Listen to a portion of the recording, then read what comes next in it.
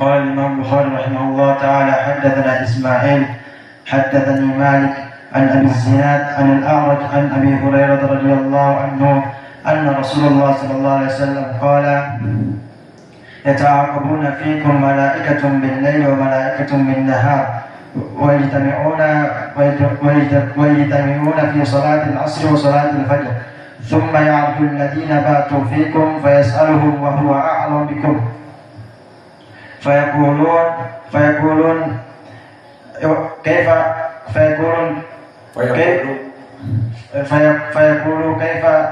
كيف تركتم عبادي فيقولون تركناهم وهم يصلون وآتيناهم وهم يصلون. Maka ombak-ombak di lautan dari ujian akan terus menghantamnya. Dan kemudian jika imannya lemah, maka ombak-ombak itu pun akan melemah.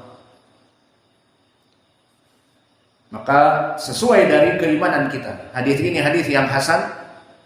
Maka oleh sebab itu dulu Nabi Muhammad sangatlah sedih, terutama di Madinah, terutama dengan perbuatan orang-orang munafikun, yang mana mereka hidup di Madinah pura-pura salat berjamaah, ataupun mereka memberikan khobar-khobar ke Makkah. Dari orang-orang munafikun ini menjadi jawasis, menjadi mata-mata. Maka Nabi mengetahui itu semua, dan dia tidak bisa membunuh mereka, karena para munafikun dohirnya melaksanakan sholat, meskipun mereka lari-lari dari sholat dan lari-lari dari jihad, namun dohirnya tidak bisa dibunuh oleh Nabi, meskipun jelas dia itu orang munafik. Maka Nabi sangat sedih dan galau atas perlakuan mereka. Maka disebutkan di dalam ayat wa in tasbiru wa tattaqu la yadurukum kaiduhum syai'an. Kata Imam Ibnu Katsir, ayat ini menghibur Nabi. Wa in tasbiru wa tattaqu, jika kamu sabar wahai Muhammad dan kamu terus melaksanakan ketakwaan, maka la yadurukum kaiduhum syai'an. Perbuatan mereka, makar-makar mereka itu tidak berpengaruh. Maka inilah obat bagi kita juga. Maka setiap dai ilallah, terutama yang ikhlas mengajar kepada Allah, bukan untuk tujuan dunia, mengumpulkan pundi-pundi dunia, maka dia ikhlas berdakwah. Akan datang ujian dari berbagai tempat, mulai dari keuangan yang menipis, tidak ada yang membantunya, murid semakin banyak, bantuan tidak ada, orang-orang yang biasa membantu minta udzur, afwan, ana juga lagi butuh dan sebagainya. Maka diuji ketawakalannya. Lalu santri-santri mau di mana? Dipulangkan. Listrik butuh, air minum butuh, semua butuh untuk dakwah. Maka mau dikemanakan dakwah ini? Perjuangan besar. Maka oleh sebab itu ayat ini mengatakan, dan juga dari orang-orang yang ada, dari para pengurus mungkin, atau dari para santri, ada yang membuat permasalahan ataupun membuat perkara, maka dikatakan oleh Allah, intasbiru wa tattaqu, cukuplah dengan sabar dari ucapan-ucapan mereka ataupun dari keadaan rizki yang berkekurangan, wa tattaqu, dan bertakwa kepada Allah. Terus bertakwa, mengajar, salat berjamaah, dan bersabar jika ada ucapan-ucapan katanya merampok uang dakwah mungkin, ataupun WC-nya tidak jadi-jadi, mungkin dipakai uangnya dan sebagainya. Maka sabar dan bertakwa terus. Insya Allah, Allah akan mudahkan. Apa kata Allah? La yadurukum kaiduhum syai'an, tidak akan mempengaruhi kamu fitnah-fitnah mereka. Maka dakwah ini adalah sangat dibenci oleh syaitan. Maka di mana-mana di tempat kami Syekh Mukbil, dan di mana-mana yang namanya dakwah mesti ada kendala-kendalanya, mesti ada fitnah, mesti ada nanti dari muridnya itu yang ribut, mesti ada dari pengurus yang ribut, dan itu sudah biasa. Maka mereka yang ribut-ribut itu terevolusi Akhirnya mereka yang hengkang dari pondok dan sekarang bergabung dengan orang-orang roja, bergabung dengan orang-orang yang tidak jelas manhajnya, dan itu hak. Maka kembali kepada permasalahan ucapan kana Rasulullah sallallahu alaihi wasallam yad'u indal karbi. Maknanya bahwa Nabi terus-menerus berdoa dengan lafaz ini di saat al-karbi. Maknanya di saat dalam kesusahan, dan para nabi selalu dalam keadaan bersusah payah untuk menegakkan agama Islam. Maka apa yang dibaca? La ilaha illallah. Maka kalimat la ilaha illallah maknanya tidak ada sembahan yang hak kecuali Allah. Bukan seperti makna orang-orang sufi. Orang-orang sufi, apa makna la ilaha illallah? Tidak ada yang memberikan kehidupan kecuali Allah, atau tidak ada yang memberikan rizki kecuali Allah. Itu maknanya. Sehingga mereka melaksanakan peribadatan kepada habaib, kuburan-kuburan mereka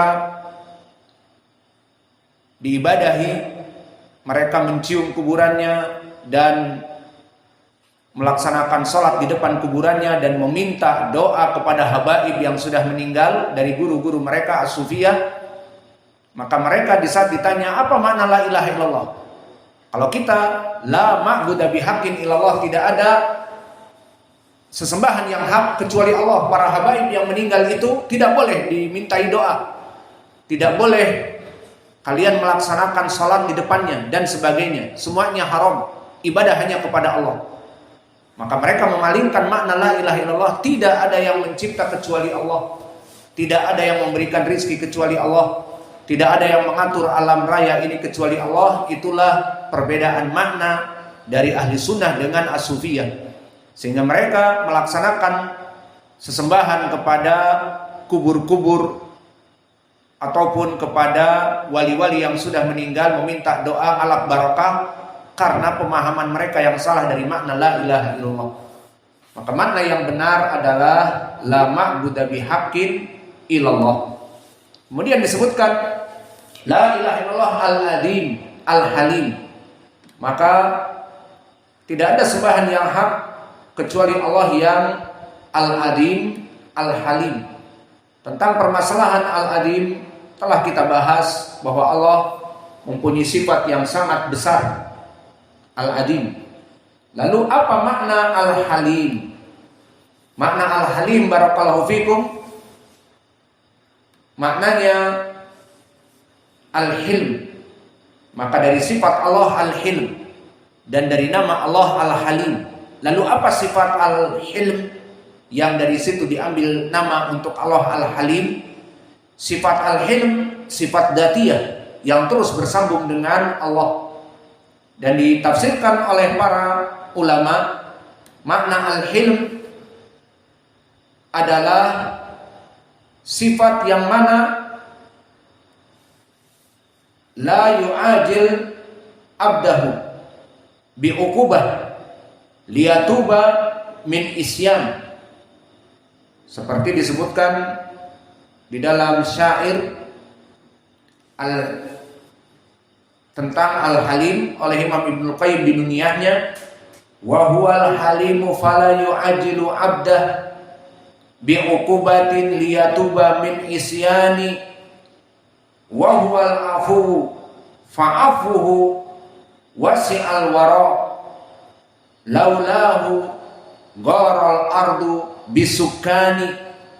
Maknanya sifat al-halim yang ada pada Allah maknanya maha lembut, bahwa Allah sangat sabar kepada dosa-dosa yang dilakukan oleh hamba-hambanya siang dan malam, time to the time, hour to hour, setiap waktu, detik demi detik, menit demi menit, tidak pernah lengkap hambanya itu berbuat dosa. Dan Allah yang menciptakan mereka, memberikan makan mereka, memanjangkan umur mereka, mensehatkan mereka dari sakit. Namun mereka time to the time berbuat kemaksiatan kepada Allah. Maka sifat al-halim, fala yu'ajilu 'abdahu bi uqubatin liyatuba min isyani. Allah tidak menyegerakan memberikan iqab kepada mereka, namun Allah Maha lembut memberikan waktu rentang, diharapkan semoga mereka bertobat. Itu makna Al-Halim. Maka Allah Maha lembut. Jangan dipikir Allah itu syadidul iqab seperti di ayat Al-Quran. Maknanya Allah itu berbuat sekali salah langsung dihantam, dimatikan, diganti dengan umat yang lain. Tidak. Allah Maha lembut. Ditunggu agar kita yang berdosa ini bertobat. Coba bayangkan, seseorang berdosa seperti di dalam hadis yang diriwayatkan oleh Imam Muslim dari Abi Hurairah. Berkata Allah Jalla wa Ala, hadis qudsi, "Adnaba 'abdi dzanban faya'lamu annahu lahu rabb yaghfiru dunuba fayaghfiru wa yastaghfiru faghafartu lahu wa yadnabu marratan ukhra fa'alima annahu lahu rabb yaghfiru dunuba faya'mal wa ya'mal summa ba'da dzalik wa yatubu wa yastaghfiru fa ana aghfiru dunuba if'alu ma syi'tu wala ubali." Di dalam hadis yang agung ini Allah yang berkata di hadis qudsi, kata Allah, "Hambaku berbuat dosa, namun di hatinya dia tahu mempunyai Allah yang Maha Pengampun dosa, maka dibiarkan oleh Allah.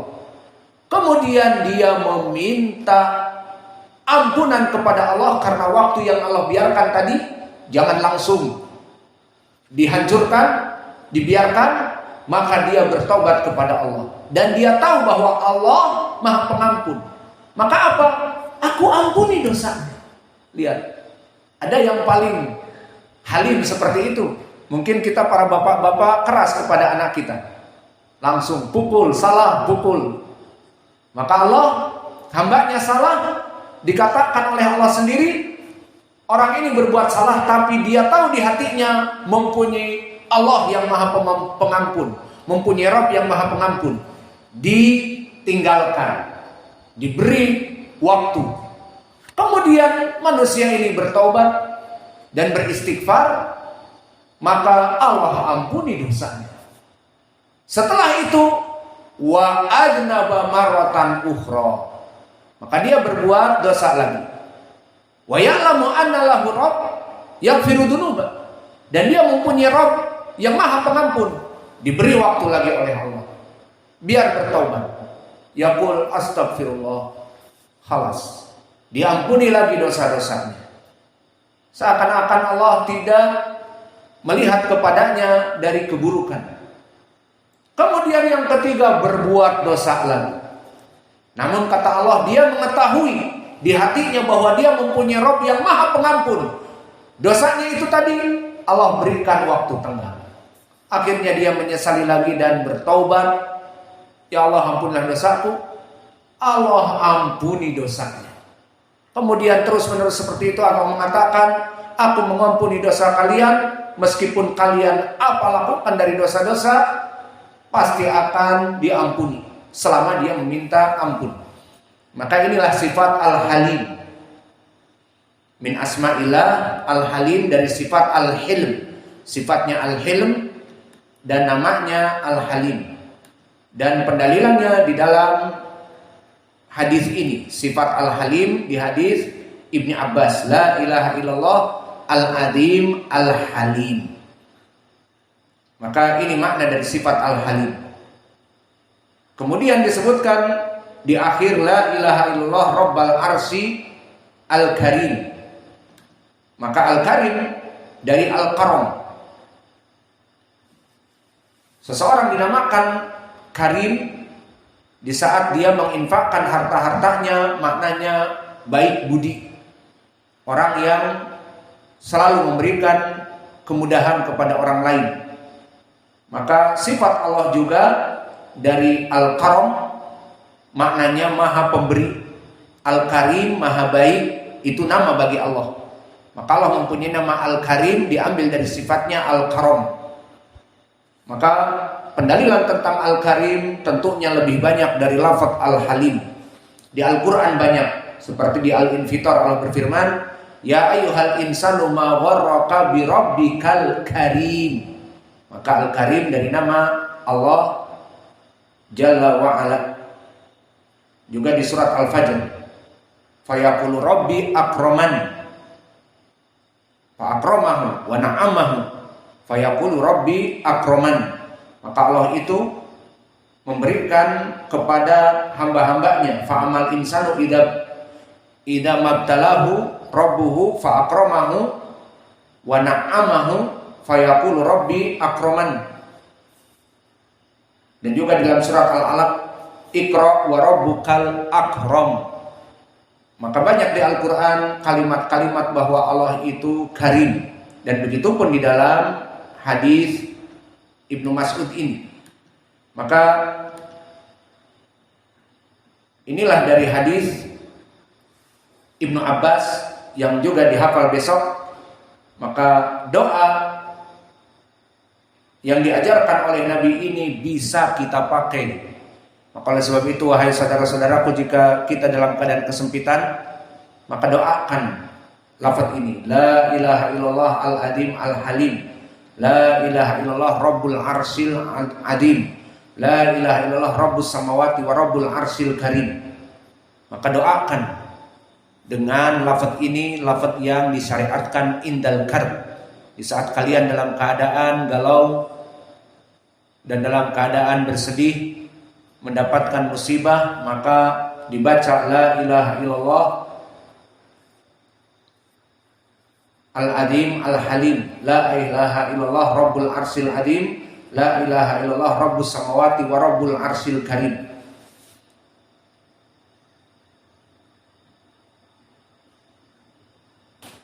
Maka mana wajah pendalilan tentang zat Allah di atas langit? Kalimat Rabbul Arsy Al-Adim, bahwa Allah itu pemilik arsy yang agung, dan arsy itu tidaklah kecuali di atas dari segalanya. Seperti di hadis Abi Hurairah, arsy itu ada di atas surga yang paling tinggi, surga Firdaus, dan surga Firdaus masih di atasnya adalah arsy. Dan dari arsy itu keluar mata air untuk sungai-sungai di surga dari arsy Allah. Dan Allah Ar-Rahman alal arsy istawa, Allah bersemayam di atas arsy-Nya. Maka Allah masih di atas arsy, maka arsy adalah makhluk yang paling tinggi, dan Allah masih di atas arsy bersemayam. Maka ini wajah pendalilan bahwa Allah itu zat-Nya berada di atas langit.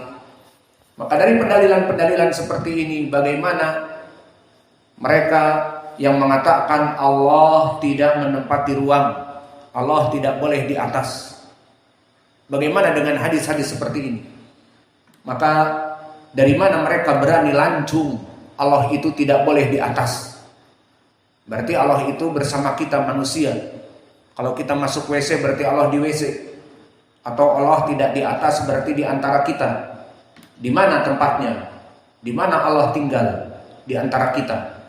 Maka ini adalah penghinaan bagi Allah Jalla wa'ala. Maka mereka orang-orang yang manhajnya bukan ahli sunnah, yang mengatakan Allah tidak di atas langit, hakikatnya akal-akal mereka yang terlalu liar itu membuat mereka menghina Allah. Namun kontradiksinya adalah mereka orang-orang yang mengatakan Allah tidak boleh di atas, Allah di mana-mana, di saat berdoa mengangkat tangannya kepada Allah. Maka kontradiksi sekali. Banyak di video-video mereka berdoa mengangkat tangan ke langit. Maka alhamdulillah kita ahli sunnah, tidak ada kontradiksi di antara kita. Tidak ada kontradiksi antara akal, fitrah, dan dalil. Maka kita menyembah Allah yang di atas. Dan jika kita tanya, maaf Bang Abduh, kalau sujud baca apa? Subhana rabbiyal a'la. Nah itu kan jawabannya juga. Subhana rabbiyal a'la, maha